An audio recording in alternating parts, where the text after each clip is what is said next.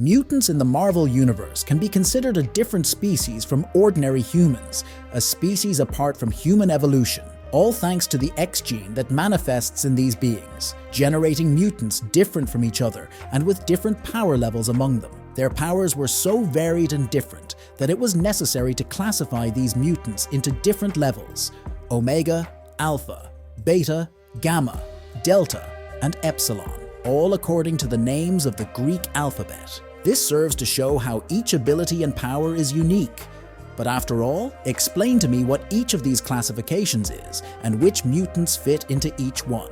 First, let's understand the levels of mutants in a logical sequence, from the weakest, so to speak, to the strongest. And one more thing for you to keep in mind: a mutant can indeed level up, move from a lower level to a higher level.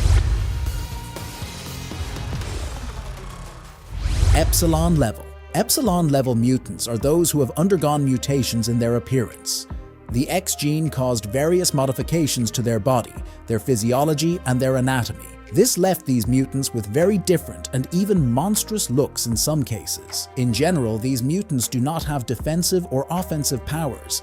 They are basically useless powers that are not useful in battle, and often end up even hindering the mutant. For example, having the power to have gelatinous skin, changing the skin color to purple, or even having monkey ears. Usually, about 20% of the population is at the Epsilon level. Besides, they are the ones who suffer the most prejudice from society. If many already hate mutants for who they are, this hatred increases in the presence of an Epsilon, who often prefers to remain hidden. If they can hate Jean Grey, do you think they won't hate a being with giant fingers?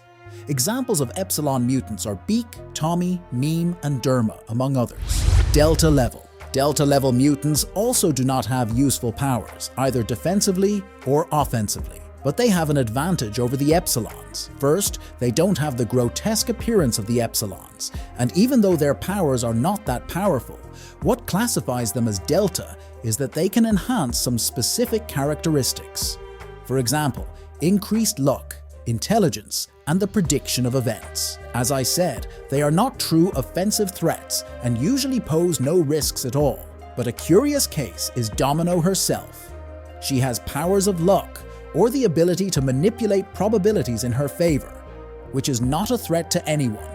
But she is trained and knows how to use white and firearms, and she uses her powers to always complete her missions, just like we saw in the movie Deadpool 2. Examples of Delta mutants are Callisto, Cypher, Forge, Dr. Nemesis, and Domino. Gamma level. An interesting thing about Gamma level mutants is that, like the Epsilons, they also have some physical mutations that they, fortunately or unfortunately, cannot hide or disguise. But these mutations are really useful and usually don't turn them into true monsters. They can be recognized by the color of their skin, which changes in some cases, or by some striking characteristic, like Nightcrawler's tail. In terms of power, their abilities are powerful, both offensively and defensively. They can be compared with alphas and betas in terms of threat level. But as I said, they cannot camouflage themselves or hide in society. Only Mystique. A gamma-level mutant who isn't even remembered in this classification is Blob. Many people think he's just an obese guy with super strength. But thanks to his powers, he reached a level and a size much above that of an ordinary human being. Examples of gamma mutants are Nightcrawler, Sabretooth, Beast, Blob, Mystique, and Blink. Beta level. The beta level has some differences from the gamma level, but there aren't many if we pay more attention. As I said before, a gamma level has characteristics that do not allow him to go unnoticed in society. Betas are like that too, but to a lesser extent. They cannot hide their abilities. When they do, they are still betrayed by a small mutation in their body. For example, Wolverine can hide in society, but cannot control his healing factor.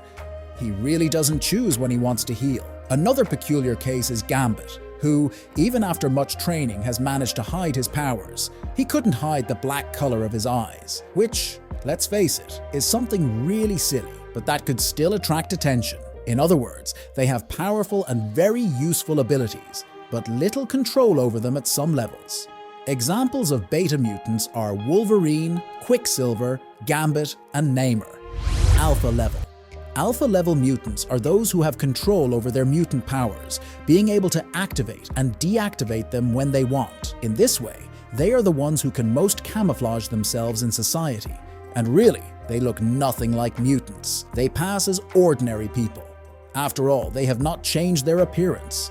They are true offensive machines with very destructive powers. And when an alpha undergoes long training, he discovers other ways to manifest his powers more efficiently. Remember when I said that a mutant can level up?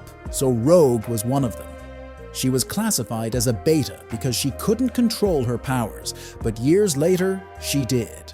Being a very powerful alpha, this sounds like coach talk here. Another curious case is Cyclops. Hey, but doesn't he control his blasts, so much so that he needs special glasses for them so he can be classified as beta? So let me explain. Scott just doesn't control his powers because of the plane accident when he was a child, which made him hit his head on a rock. So the reason he doesn't control his powers is because of a head sequelae, not because of the limitations of his powers. Examples of alpha mutants are Storm, Emma Frost, Rogue, Cyclops, and Professor Xavier, among others. Omega level. The Omega level is the most famous level of all. People really sought to understand the other levels because of the Omega level. The Omegas are the most powerful class of mutants in the Marvel Universe. They are the elite in terms of power and abilities. Their powers are capable of causing large-scale destruction. In addition to being able to manipulate energy, matter, and space-time, when they are children, they are confused with alpha mutants. But as they grow and become more and more powerful, with abilities beyond comprehension, Shield Classic Class is the last class in terms of mutant power levels. They are beings with more stolen powers. It is also said that an alpha mutant can become an Omega level mutant as well. For example, Magneto was considered an alpha, but in recent stories, he was defined as an Omega level.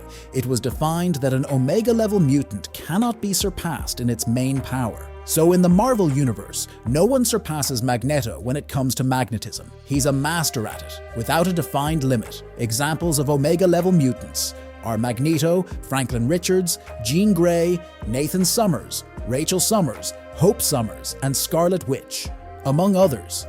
Now, as an extra, some mutants who had a second form, another mutation in their genes, were Beast and Angel. Beast was a Delta who, thanks to his mutations, ended up becoming a Gamma, and the Angel was an Epsilon who, after having metallic wings, turned into a Gamma. If you enjoyed this video, help me reach at least 1/3 of Mr. Beast's subscriber count. I know we can do it. There are many nerds around here, so subscribe to the channel and hit the like button.